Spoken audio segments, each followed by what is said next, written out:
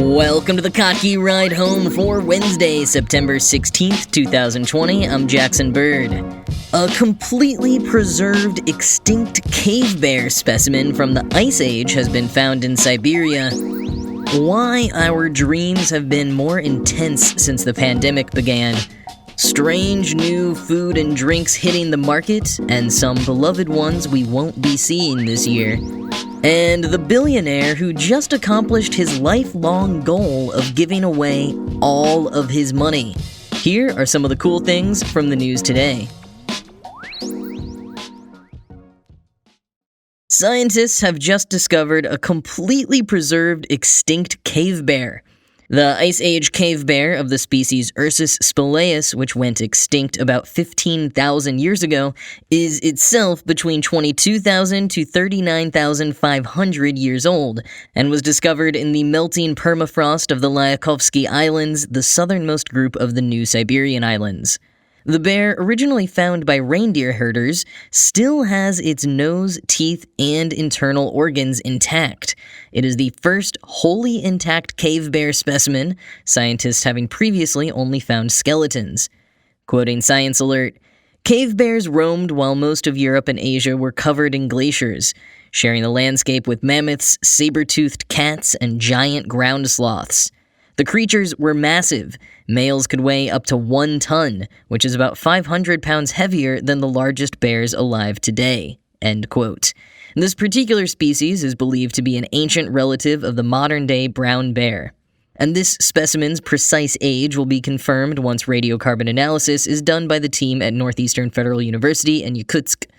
As the planet warms, more and more discoveries are being made in the permafrost. Other finds in recent years include a cave bear cub, a 40,000-year-old wolf's head, 2 lion cubs, an 18,000-year-old puppy, and, of course, the remains of woolly mammoths. So I think we may have talked about this a little bit on the show all the way back in May, which, as we all know, was approximately 17 years ago. But dreams appear to be haunting people around the world at an all-time high, or at least an all-time high of being recorded. Writing in Scientific American, Professor of Psychiatry Tori Nielsen notes that a widespread change in dreaming has been reported after significant events in the past, such as after 9/11. But Nielsen notes, quote, "This upwelling of dreams is the first to occur globally, and the first to happen in the era of social media, which makes dreams readily accessible for immediate study." End quote. And a number of studies on dreams are being conducted around the world, and they're also being documented informally online, with projects like the COVID Dreams bot on Twitter, and the website I Dream of COVID, which illustrates dreams submitted by individuals, although that one doesn't seem to have been updated since late May. Quoting Scientific American, "More recent studies found qualitative changes in dream emotions and concerns about health. Dream reports from Brazilian adults in social isolation had high proportions of words related to anger, sadness, contamination, and cleanliness. Text mining of accounts of 810 Finnish dreams showed that most word clusters were laden with anxiousness. 55% were about the pandemic directly, lack of regard for social distancing, elderly people in trouble, and these emotions were more prevalent among people who felt increased stress during the day. A study of 100 nurses conscripted to treat COVID-19 patients in Wuhan, China, revealed that 45% experienced nightmares, twice the lifetime rate among Chinese psychiatric outpatients, and many times higher than that among the 5% of the general population who have nightmare disorder." End quote. Nielsen believes there are 3 main factors for this change in our dreams. Quoting again, "Disrupted sleep schedules augmenting the amount of REM sleep and therefore dreaming, threats of contagion and social distancing taxing dreaming's capacity to regulate emotions, and social and mainstream media amplifying the public's reaction to the surge." End quote. While some people, in particular frontline workers, experienced increased rates of insomnia at the start of the pandemic, once lockdown orders went into effect, other people around the world reported an increase in the amount of sleep they were able to get. And I find this little tidbit fascinating. Quote, "Overall, from March 13 to 27, time asleep in the U.S. increased almost 20% nationwide, and states with the longest commute times, such as Maryland and New Jersey, showed the largest increases." End quote. And not only do you go through more cycles of REM sleep or rapid eye movement sleep when you sleep longer, but REM sleep is specifically more vivid in the late morning. Quoting again, increased dreaming during late morning REM intervals results from the convergence of several processes. Sleep itself cycles through deep and light stages about every 90 minutes, but pressure for REM sleep gradually increases as the need for deep, recuperative sleep is progressively satisfied. Meanwhile, a circadian process that is tightly linked to our 24-hour core body temperature rhythm gives an abrupt boost to REM sleep propensity late in the sleep period and stays elevated through the morning. End quote. So people who were skipping their commutes and catching an extra hour of sleep in the morning would have, and based on their qualitative reporting, did have more bizarre dreams than usual. But even if you're not sleeping as well, it turns out that waking up throughout the night can actually cause you to have better recall of your dreams. So even if maybe your dreams aren't any weirder than usual, you could be remembering them better than usual. And of course, stress and trauma can always affect sleeping and dreams, but some scientists think social distancing specifically has had a unique effect on our dreams. A strong component of dreams is social simulation. This mass-scale social isolation we've experienced in our waking hours, which runs contrary in some ways to human evolution, may be clashing with a core function of dreaming and resulting in vivid, stressful dreams. National Geographic has a related theory, quote, with hundreds of millions of people sheltering at home during the coronavirus pandemic, some dream experts believe that withdrawal from our usual environments and daily stimuli has left dreamers with a dearth of inspiration, forcing our subconscious minds to draw more heavily on themes from our past, end quote. And while our day-to-day lives may look a bit boring, we're also experiencing a lot of new things for the first time. And dreams tend to prioritize new things, like when you're learning a new skill, meeting new people, or starting a new job. It's common to dream about those things. Of course, a lot of what we're experiencing right now is not happy and fun. Many people around the world are experiencing an uptick in nightmares. Experts recommend that anyone struggling with nightmares caused by trauma seek out therapy, if possible. And if you're not quite in that traumatic category but still bothered by intense dreams, some psychiatrists also recommend practicing lucid dreaming, becoming aware of when you're dreaming and having some sense of control over your dreams. And if you just want to get to sleep easier regardless of any impact on dreams, Pepsi has got your back. They just announced their new sleep aid drink, Driftwell. Quoting CNBC, the enhanced water drink contains 200 milligrams of L-theanine, an amino acid that's found in green and black teas and some mushrooms. A few studies have suggested that the ingredient can improve sleep quality and help reduce the physical symptoms of stress. Driftwell also contains 10% of the recommended daily value of magnesium. The drink comes in 7.5-ounce mini cans and just one flavor, blackberry lavender. End quote. The drink will hit U.S. markets in early 2021, and PepsiCo says it was created as part of an internal company-wide competition, becoming the fastest new product to ever come out of the company.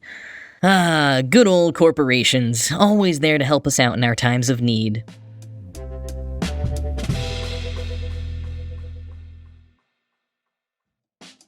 We live in a world overwhelmed by the paradox of choice.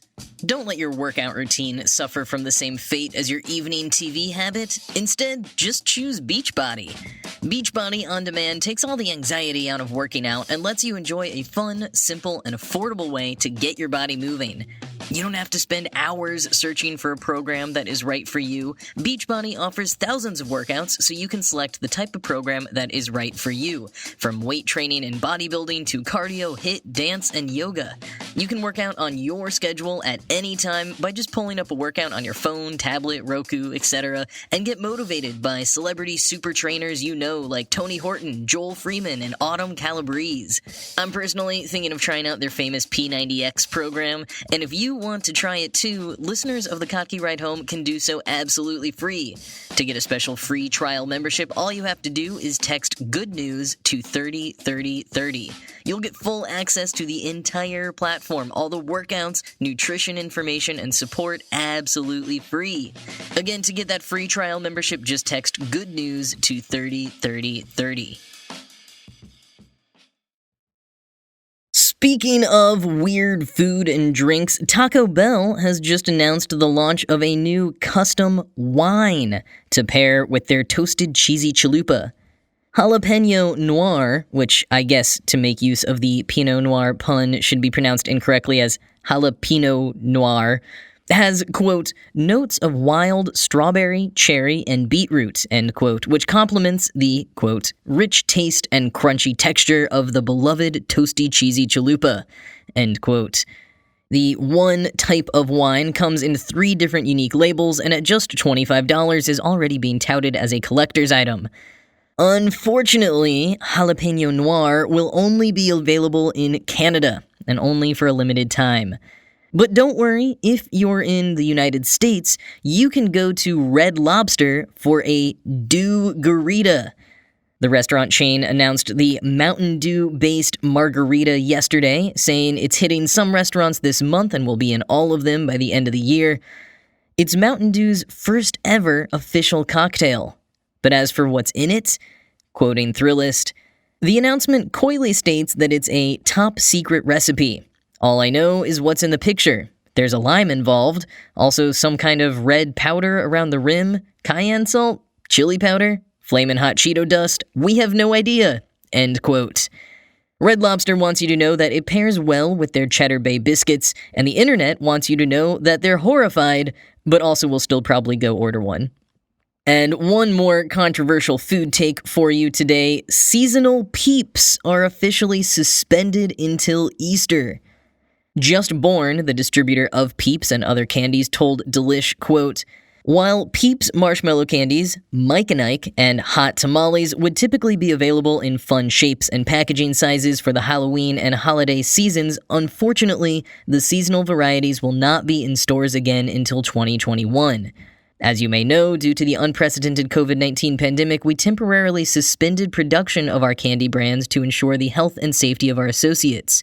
This situation resulted in us having to make the difficult decision to forego production of our seasonal candies for Halloween, Christmas, and Valentine's Day in order to focus on meeting the expected overwhelming demand for Peeps for next Easter season, as well as our everyday candies.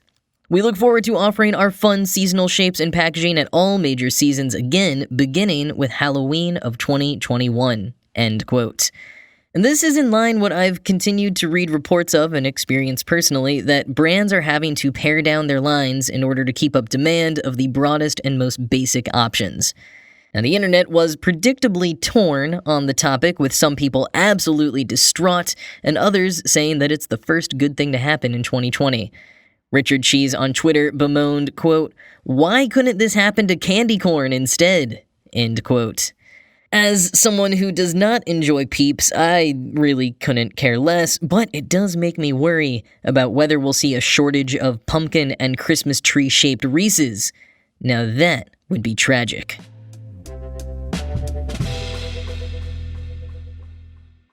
Chuck Feeney was once a billionaire, but now is officially broke, and for the best reason. The 89-year-old founder of the airport retailer Duty Free Shops was committed to a concept he founded called giving while living.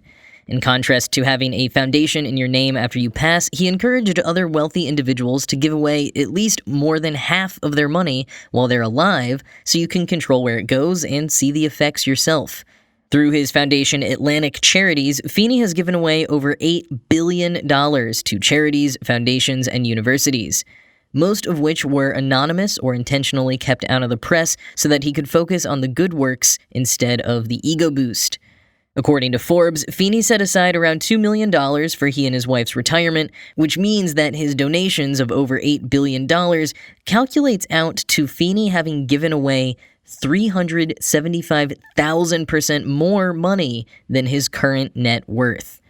His giving while living concept inspired Bill Gates and Warren Buffett's Giving Pledge. Gates said of Feeney, quote, Chuck created a path for other philanthropists to follow. I remember meeting him before starting the Giving Pledge. He told me that we should encourage people not to give just 50%, but as much as possible during their lifetime. No one is a better example of that than Chuck. Many people talk to me about how he inspired them. It is truly amazing, end quote. Feeney was interested in spending a lot to help out with solutions, as opposed to having a post-mortem foundation throw a few dollars here and there each year. Some of his major donations include, quoting Forbes, Feeney gave $3.7 billion to education, including nearly $1 billion to his alma mater Cornell, which he attended on the GI Bill. More than $870 million went to human rights and social change, like $62 million in grants to abolish the death penalty in the U.S. and $76 million for grassroots campaigns supporting the passage of Obamacare. He gave more than $700 million in gifts to health, ranging from a $270 million grant to improve public health care in Vietnam to a $176 million gift to the Global Brain Health Institute at the University of California, San Francisco. End quote. On Monday, he signed documents to shutter Atlantic Philanthropies, which had long ago established 2020 as their deadline for giving away Feeney's money in the most impactful ways possible. Feeney was in part able to give away so much by spending very little on himself. Forbes describes his San Francisco apartment as austere and dorm-like. And while it's not like Feeney and his wife are actually going to be struggling to pay the bills or anything, he didn't actually take some sort of vow of monkhood and give up all of his earthly possessions, as some headlines might lead you to believe. But I do suppose it is still nice to know that he chose to spend the majority of his money on other people and doing good in the world instead of buying a fleet of helicopters in his own private island.